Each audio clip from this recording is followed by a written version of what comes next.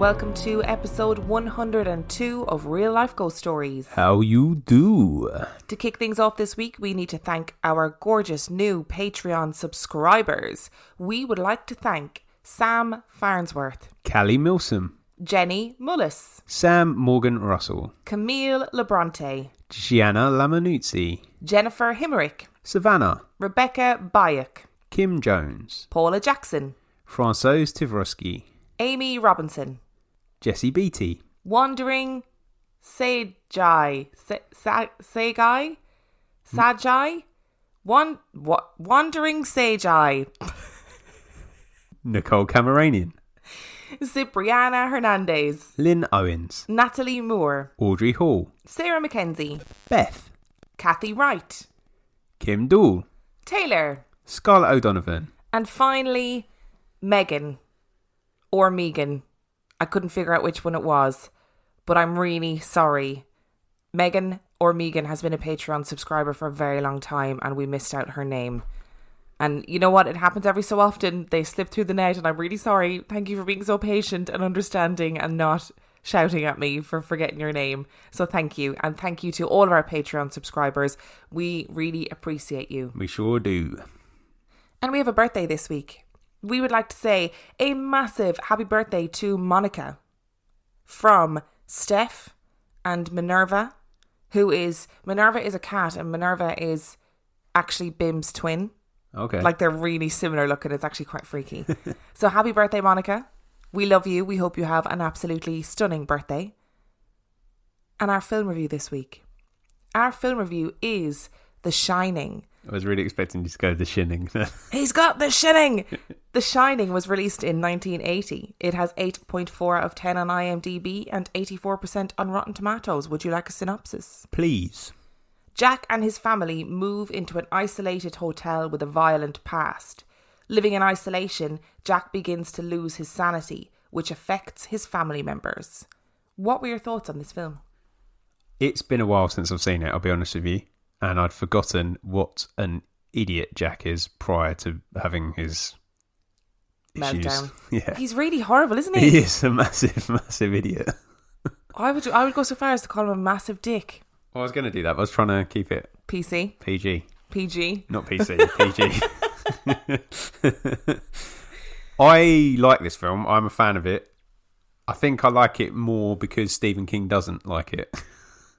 Yeah, I don't know lots of people have commented that and said that Stephen King famously didn't like this adaptation. I've never read the novel and this was my first time seeing the film, which I know will shock a lot of people because it's such a classic. However, I have a major problem with this in that it was ruined for me.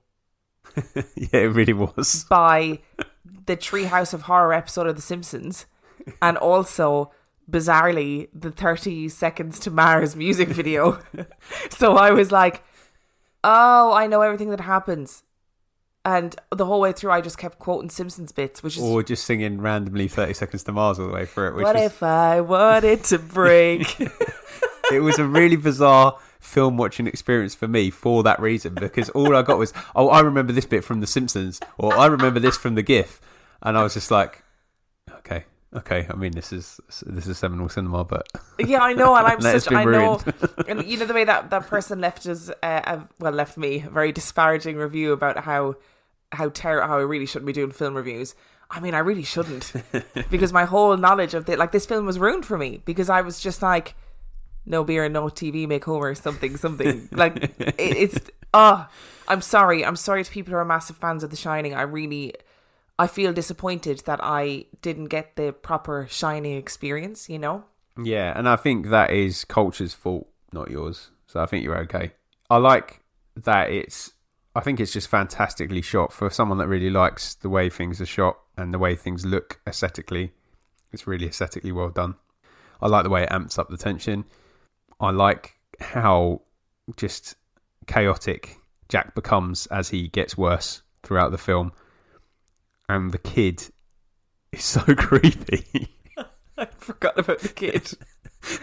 I think we need to talk about the kid for a second.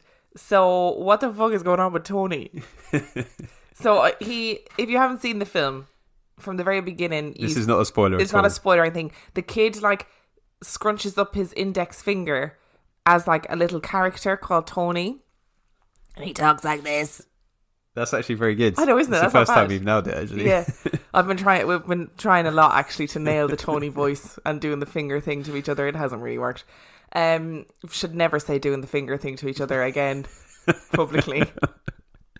But yeah, the kid is, I mean, in terms of annoying, freaky kids, he has to be up there. Yeah, absolutely. I think there's more to him than Damien from The Omen as well. Damien from The Omen just looks freaky, whereas this kid appears to have some kind of acting.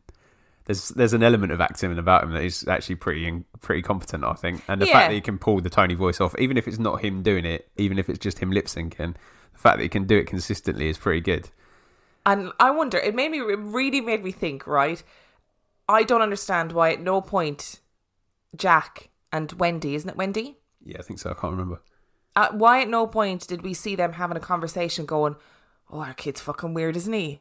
Is it just us, or is our kid really weird? I mean, What's fair with play. the voice? They've just accepted him for what they've just accepted it for what it is. If you're a parent out there and if your kid does weird things, do you have conversations with people being like, I think my kid's a bit fucking weird, you know? I had a DM this week from someone that listens to us about something their kid told them in the middle of the night and then reiterated and confirmed some details the following day, and I was just like, I'm so glad I haven't got kids. Yeah, absolutely delighted. Because if you had a kid that was wandering around, if you woke up and they're like, red rum, drop kicking all the way, I'd be like, bring on social services because I can't be dealing with this. So the kid is, I think, a great element to this story, even though he's freaky and I hated him and he's just weird. I thought it was really interesting. I think if you've got this far in history without watching it, you are going to struggle, because I feel like it's referenced so many other places. Like, it's even in Ready Player One, which you haven't seen. No, I haven't seen. But it's even in Ready Player One. I feel like you could potentially piece together the film from various different references at this point. But oh yeah, that's the problem, isn't it? Like I knew the whole story, having not seen the film, so it did ruin it for me, I have to say. It doesn't take away from the film itself. Like, I think the film is great, and I'm a big fan of the 70s decor. I'm into it. Some of the carpets are incredible in this film. I mean, that's a horror story in itself, some of those carpets. I'm into it. So what would you give this film? Well, I mean, it's difficult to talk about The Shining, isn't it? Because, like you said, it's such a cultural phenomenon. Even if you haven't seen it like me, you really have seen it, because it's just so referenced in all sorts of pop culture. So it's a difficult one to talk about. I think Jack Nicholson's performance was incredible. Really good. And it is a dream role, isn't it, really? Like, to play a man descending into madness. And he's such a bastard. He's a really good at being a bastard as well. I hated him so much. I really struggled with his wife being the kind of the damsel in distress and her, I don't know, her helplessness. But then I was like, okay, it is of its time. And she's stunning. She has one of the best runs committed to film ever as well. She has a great horror run. She really does. But yeah, I mean, it's a classic, and I was into it, even though it was ruined for me by Jared Leto. What would you give this film out of 5? I'm going to have to give it a 5, to be honest. Any issues that I've got with it are issues with the time it was made, I think, more than anything else. And I don't... Yeah. It's not to the point where it's a little bit controversial, I guess. Maybe 4.5. I'm going to give it a 4, and simply because I actually don't think it's that scary.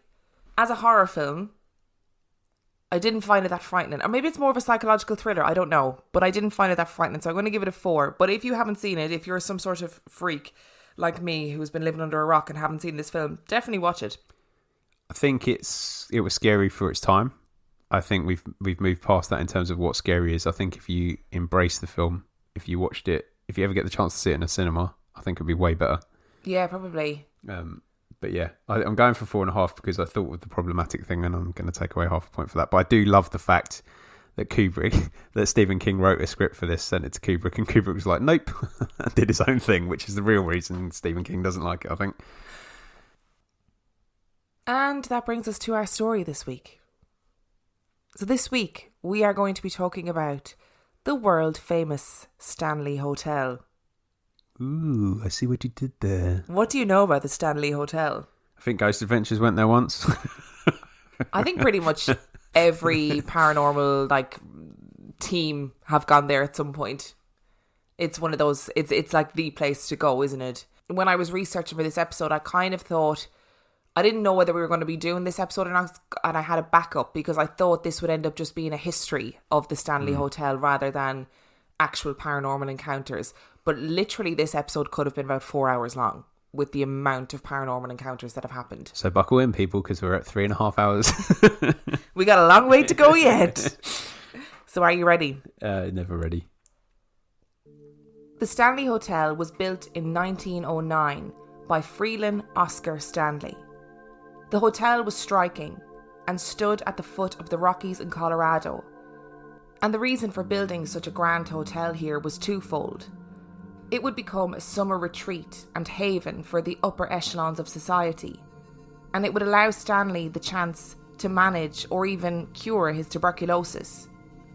At the time, fresh sea or mountain air was considered the optimum treatment for TB, and thus the Rockies were the perfect place for Stanley's next business venture. It was 1974, and winter was just wrapping its tendrils around the Rocky Mountains. Winters up here are dark, long and cruel, and the staff of the Stanley Hotel were preparing to close up the hotel and move to a more habitable and temperate environment for the winter. In the middle of the hustle and bustle of the end of season cleanup, a man and his wife arrived in the reception of the Stanley Hotel. They were tired and dishevelled and requested a place to stay just for the night. They were on a long haul journey and needed just one night of decent sleep in a decent bed. The staff, to their credit, agreed, but explained that there was only one room available as the rest of the rooms had been stripped for the winter closure. The room was the presidential suite, room 217.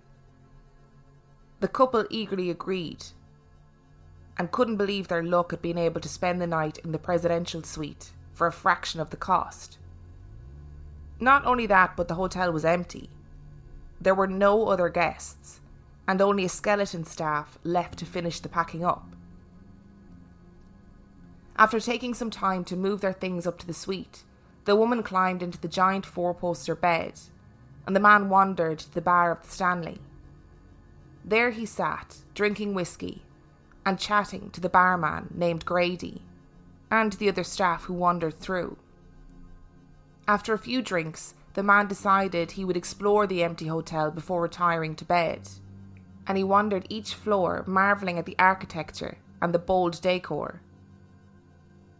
Something changed when he entered the 4th floor, however. There was a cold that seemed to permeate his bones, and even the colours seemed duller, more hazy.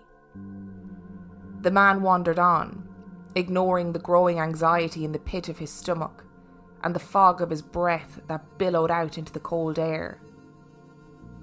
He turned a corner to continue down a long corridor, and that's when he saw them. 2 young girls, standing at the end of the corridor, waiting for him, staring at him like they knew he was going to be there. He froze, replaying the conversations in his head where staff members told him that they were the only guests, all the while watching these 2 children who were in turn watching him intently. Was it the whiskey? Was it his imagination? He certainly didn't feel drunk, and these girls certainly looked real. He backed slowly away down the corridor, frantically reassuring himself that they must be the children of some staff members. They had to be. He would later find out to his horror that there were no children in the hotel that night. He was still trying to rationalise the experience when he crept into bed next to his wife and eventually fell into a fitful sleep. But sleep would provide no respite that night. He dreamed of dark and violent things and woke with a start after having a clear vision of his son being chased through the corridors of the hotel and being strangled with the fire hose outside of the presidential suite. Disturbed, he arose from the bed and crept out of the room for a cigarette. By the time he had finished his cigarette, Stephen King had mapped out the entire plot of The Shining in his head. While it is probably the most famous disturbing encounter in the history of the Stanley Hotel, it is likely that the apparition of the girls is folklore, which has been compounded by the creepy twins in the movie adaptation of The Shining. But Stephen King regularly relayed the disturbing nightmares he experienced in the Stanley Hotel, which really went on to inspire a veritable franchise. But Stephen King is not the only person to have had dark and disturbing experiences at the Stanley Hotel. Far from it. In fact, the hotel is home to a litany of bizarre and spooky stories. Room 217 was not brought into the spotlight by Stephen King alone. In 1911, it was the site of a freak accident. There was a huge thunderstorm, which caused all of the lights to go out in the hotel.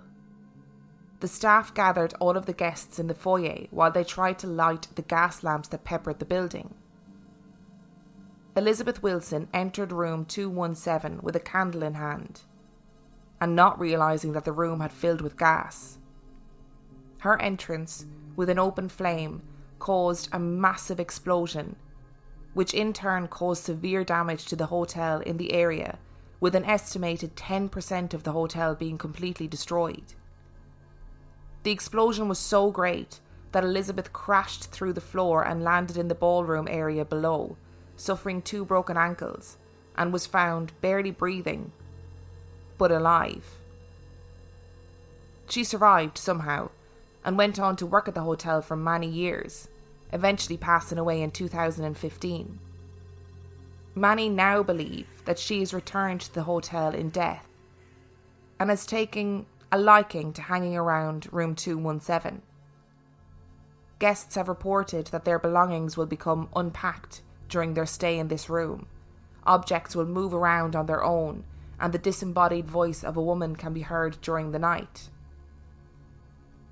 Some have also claimed to see the apparition of Elizabeth walking through room 217 and exiting straight through a wall which was once a doorway. Room 217 is without doubt the most famous haunted spot in the building. In fact, you can still book to stay in it today. But it is far from an isolated anomaly in the hotel. It would seem that every inch of the vast expanse is home to a spectral entity. Numerous shadow figures and apparitions have been seen in the hotel lobby. In November 2011, Marjorie and her husband were staying in the hotel for their wedding anniversary. On their way to dinner, Marjorie suddenly realised that she had forgotten her purse in her room and headed back up the grand staircase to retrieve it. As she bounded back down the staircase, she turned a corner onto the stairs that descended into the lobby and was immediately enveloped in an icy coldness. A woman was walking up the stairs towards her. A woman in full Victorian dress, complete with a hat and a feather plume. She was fully formed and was holding a corner of her dress so that she would not trip on the material as she ascended the stairs. Marjorie froze, watching the woman and wondering if it was a staff member. But the slow, dawning, horrific realisation hit her. Marjorie could see right through her. She could see the banister on the other side of her. It was then that Marjorie realised that the world had gone silent, like all of the sound had been sucked out, and she existed alone in the world with this woman. Her skin prickled with goosebumps as the woman passed her on the stairs and disappeared around the corner, and as soon as she was gone, it was as though the world began again. The sounds of the hotel returned, and her temperature returned to normal. In March 2013, Michelle was visiting the Stanley Hotel with a friend. They were scoping out the venue for a wedding, and were walking through the lobby towards the music room, when a man walked out of the music room towards them. He was wearing a black suit, and had a long white beard and white hair. He nodded, and smiled at the women and made his way towards the grand staircase. The 2 women, assuming that the man was a member of the hotel staff dressed in old-timey clothes for the amusement of the guests, turned to look at him ascend the stairs. But he never did.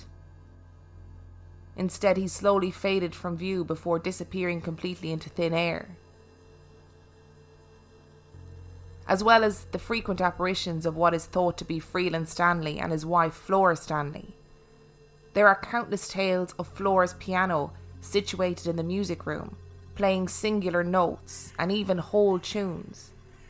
And many believe that both Flora and Freeland have never truly left the Stanley Hotel.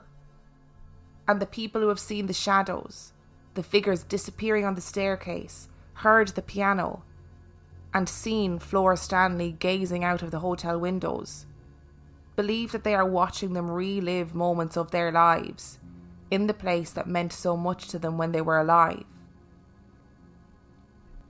Each room in the Stanley Hotel seems to hold a story. The ballroom, where phantom parties are heard. The restaurant and kitchen, that are home to a mischievous poltergeist who smashes plates, pulls chairs, and undoes aprons.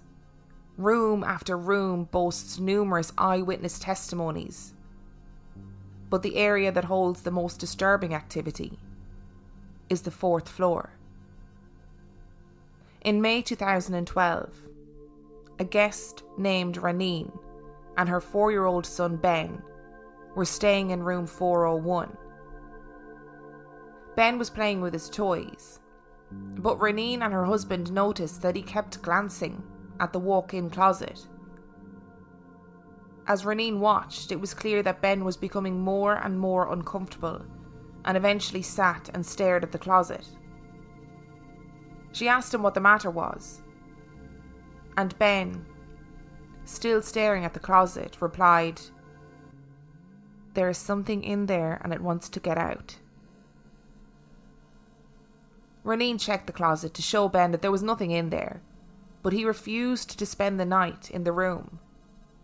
And eventually she had to call her sister to come and collect him so that he could stay with her instead. Raneen and her husband stayed in the room that night and reported hearing sounds coming from inside the closet all night, but every time they checked it, it was empty. What Raneen didn't know was that in 2003, an 18-year-old girl had become trapped briefly in room 401.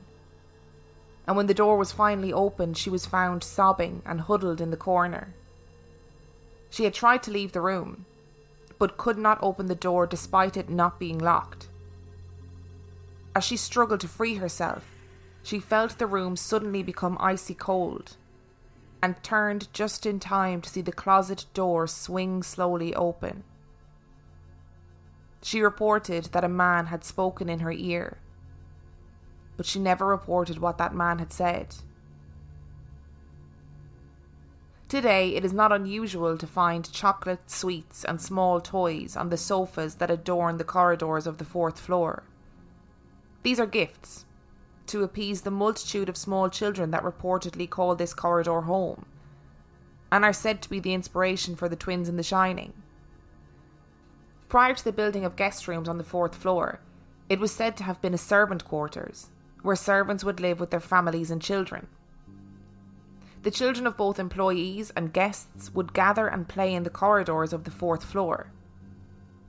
Many guests and staff have reported hearing the squeals of children playing in the corridors and seeing no children there upon investigation.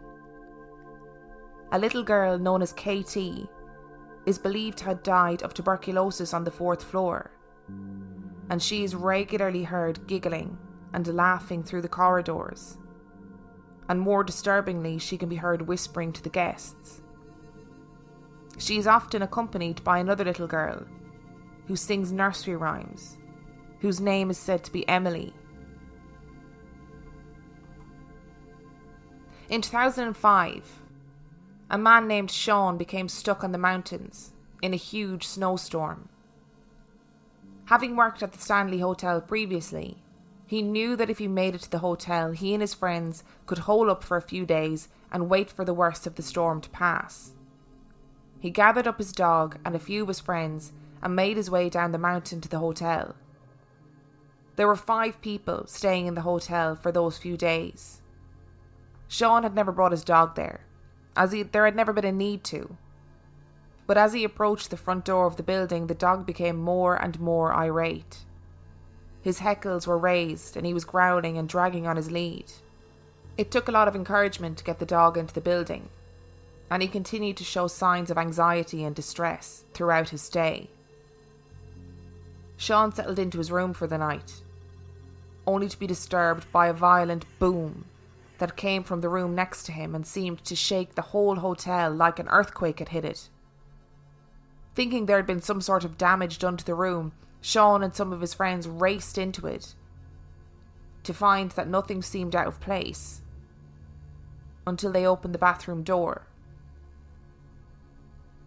There in the middle of the room was the most bizarre and disturbing thing that Sean had ever seen. The shower curtain had been removed from the shower rail and was now floating in the air at a 45-degree angle from the floor.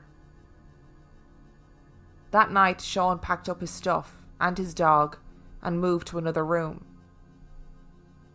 Sean's story is interesting, if only for the details that he added later.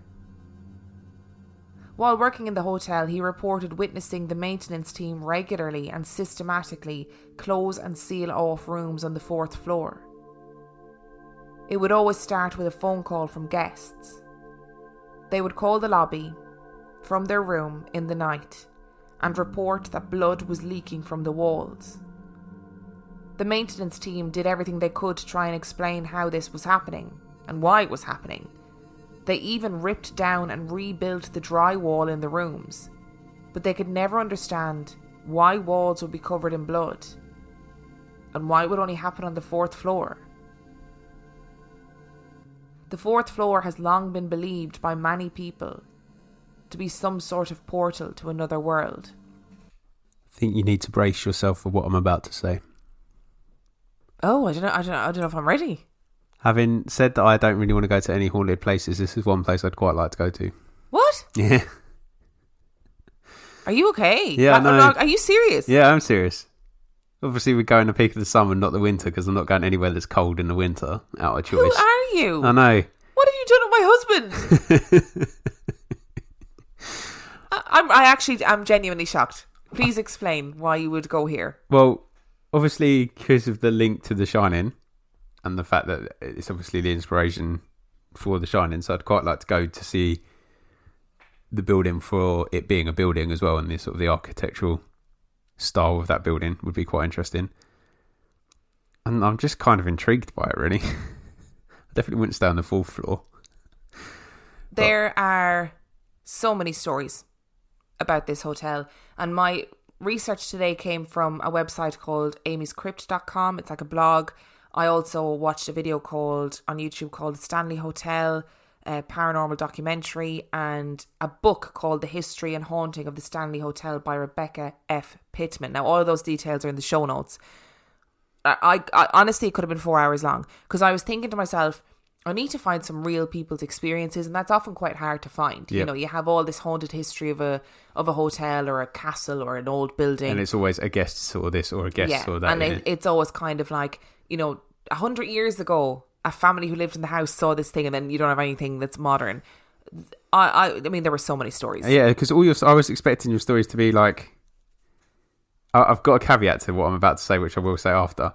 But I was expecting all your stories to be sort of 40, 50 years old, but they're all like 2000s. Yeah, modern stories. I mean, there was Stephen King's in 1974, and then there was the guy Sean in 2003 or 2005. I don't remember what it was, but then they were all relatively modern stories. My caveat to that would be it's interesting that there's no stories prior to Stephen King's experience. Now, this is my thought on this too. I wonder if a lot of these hauntings are actually happening because of The Shining. Because it stirred up some evil energy. Well, or it stirred up the imagination of people who have seen it. I tried to stay away from experiences of people who had gone specifically to see ghosts. Yeah. Because there was lots of people who had written, I went on a ghost tour, or I went because I loved The Shining. So I tried to stay away from those people and only talk about people who had worked there, or people who were like, I was there because I was at a wedding, or I was there because I was actually staying there for a night, not just purposefully looking for ghosts or being a massive fan of The Shining. Yeah. Let's take them for face value that they're true. We'll come back to Stephen King's story last, if that's all right. Can we do that? So I just want to. I feel like if these are all true, which I'm taking at face value that they are, I'm a big nope to all of them. Yeah. The banging. I thought you were going to tell me that it was in 217 where there was the gas explosion. No, you heard the banging. You know, Sean when he stayed. Oh yeah. I thought you were going to say that, but then to go in and find the shower curtain floating in midair. And the way he described it. So I took his story from that little documentary on YouTube. I think it's only like 15 minutes long, so it's worth a watch. And it obviously like fucked him up because the way he describes it, he's like, I just don't understand what happened or what I saw. And he was like, and he started the story by saying, I need to let you know that I was not intoxicated. I was not drinking. I was not doing any drugs. So he obviously was like, please believe what I saw because it's absolutely destroyed me. Yeah, that's not, it's such a bizarre one as well because I was expecting you to say, when he went into the bathroom, everything in the bathroom was on the floor, all the cabinets were open, all those sort of stereotypical tropes. But this is just weird, isn't it? It's just odd. I don't think we've ever heard a story like that before. No, it's so strange. So that one is creepy. And it's also the fact that he went there willingly, not because he was on a ghost, but he knew that it would be open and there'd be somewhere to stay because he was stuck on a mountain. Yeah, and he knew that there would be food and supplies and whatever. And if he got there with his friends, he'd be okay for a couple of nights while the storm was really bad. And obviously he worked there. I'm not so convinced about his blood out the walls.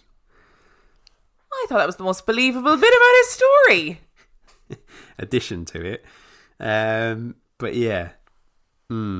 Interesting. Those two little girl ghosts can do one, because I don't want any little tiny girl ghosts laughing, whispering or singing nursery rhymes. Jog on. Interestingly, in all of the stories, the little girl Emily has a British accent. Well, that is interesting. And they highlight that as being we don't really understand how that would have happened. So it's not like she has a British accent and everybody's ignoring the fact that she's in Colorado with a British accent. But it's just an interesting thing to note, really. But does she have a British accent? Because don't the twins in The Shining have a British accent?